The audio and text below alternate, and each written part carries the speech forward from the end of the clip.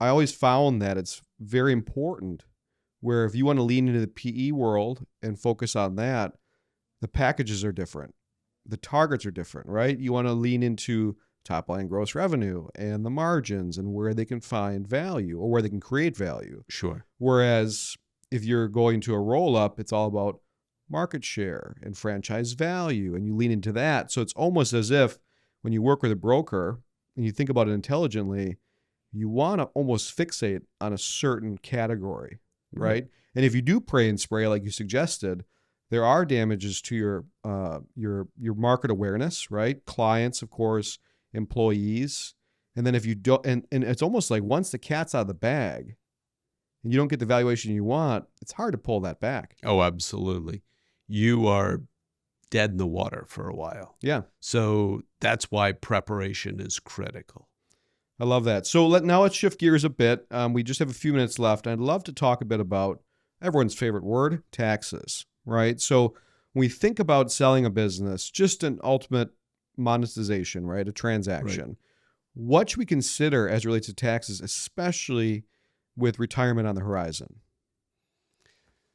Well, that gets back to the type of sale we're going to do. Is it going to be stock? Is it going to be an asset sale? There are different tax implications behind this. And part of doing this properly is planning that out, doing pro formas with your CPA, with your advisor. Under this scenario, what does this look like? And for the two of us, okay, we're no longer going to have the revenue from our cigar lounge. What do we think we're going to sell the business for? In today's world, what does that look like for us in terms of income replacement?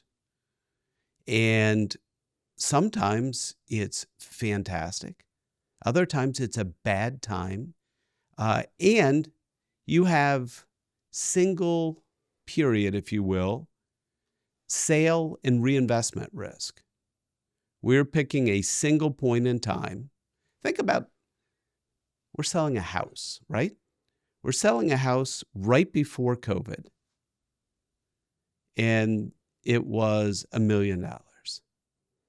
Couple months later, COVID occurs, housing prices shoot through the roof, and now it's 1.5.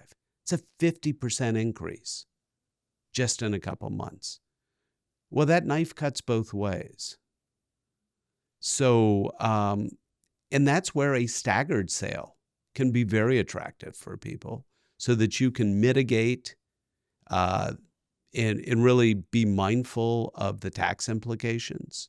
You can be mindful of having different vintages of taking that capital and allocating it to provide that income and that asset for your family.